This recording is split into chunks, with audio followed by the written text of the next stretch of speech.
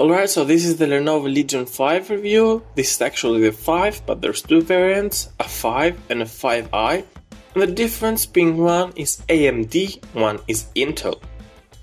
I have the AMD version, but the experience of the hardware is gonna be vastly similar between the two. Now this has to be one of the most anticipated gaming laptops for 2020 because of its original price point. It's supposed to be like, I think, 800 or 900 bucks at the base price. So it's a very interesting device, and the predecessor to this, the Wi-Fi 40, was a very well reviewed device, and this is just like the 2020 version. They've tweaked a whole bunch of stuff, but there is stuff you should be aware of going into this particular purchase. Okay, so let's start with the design. The design, this has been changed ever so slightly in terms of its design aesthetic. It's very clean and mature looking, like it doesn't have any kind of gamer accents. This is probably the least gamer looking gaming laptop on the market. I really like it, it's very clean.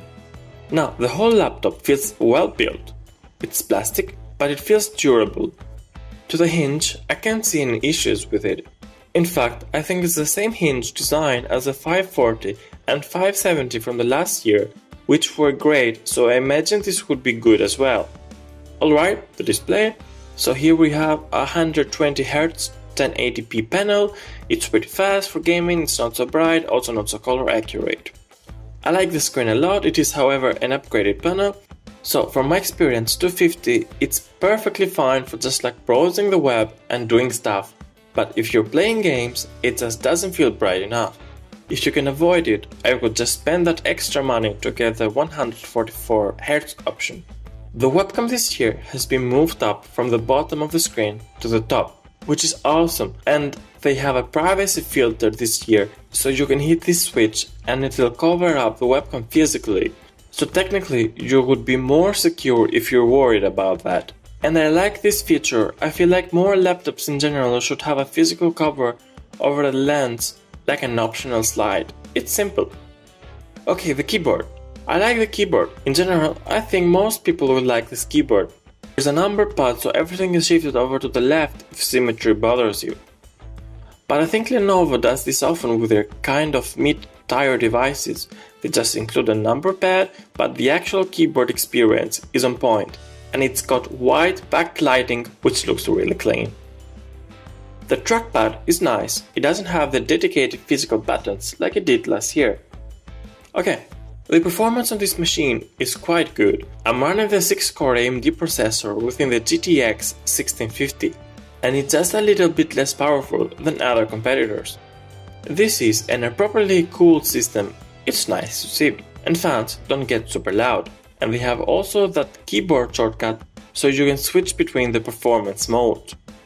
So you can go between like high performance and quiet mode, but this year they have this colored LED in the power button, which lets you know visually what mode you're in just by looking at the power button.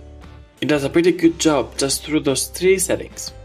I can see the two big fans they exhaust at the back and the sides with a nice heat pipe. It is indeed a good thermal system.